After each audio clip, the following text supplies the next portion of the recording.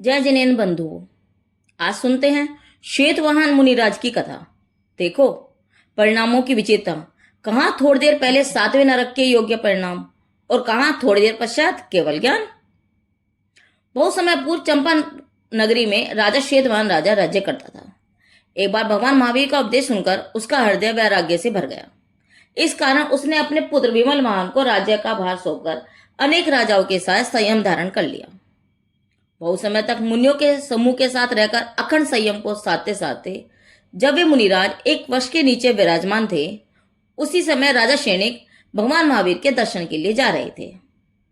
रास्ते में एक वृक्ष के नीचे श्वेतवाहन मुनिराज को ध्यानस्थ देखकर राजा सैनिक ने उन्हें नमस्कार किया, किंतु नमस्कार करते हुए उनकी मुख मुद्रा विकृत दिखाई दी। राजा सैनिक ने शमोशरण में पहुंचकर गंधर्व भगवान से उसका कारण पूछा। उत्तर में गंधर्व प्रभु ने कहा, हे सैनिक सुन, आज वे मुनिराज श्वेतवाहन 1 माह के उपवास के बाद आहारचर्या के लिए नगर में गए थे। वहां 3 मनुष्य मिलकर उनके पास आए। उनमें से एक मनुष्य मनुष्यों के लक्षण जानने वाला था। उसने इस मुनिराज को देखकर कहा, इसके लक्षण तो साम्राज्य पदवी के कारण है, परंतु यह तो भिक्षा के लिए भटक रहा है, इसलिए जो शास्त्र में कहा है वह मिथ्या प्रतीत होता है। इसके उत्तर में दूसरे मनुष्य ने कहा, भाई शास्त्र में जो कहा है वह मिथ्या नहीं है। ये मुनिराज तो साम्राज्य का त्याग करके ही मुनि हुए हैं।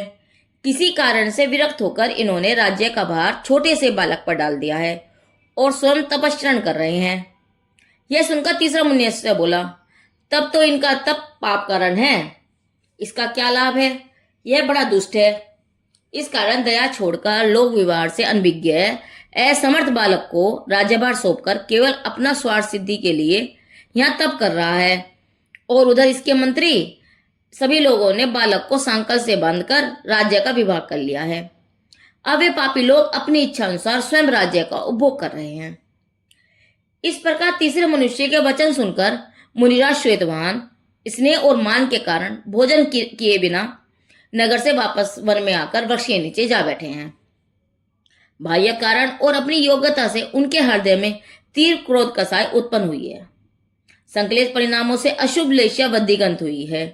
जो मंत्री आदि प्रतिकूल हुए हैं उन्हें हिंसा आदि सब प्रकार से निर्भय करने का चिंतन करने से वे मुनिराज इस समय संघर्षात्मक रोदन में दाखिल हुए हैं।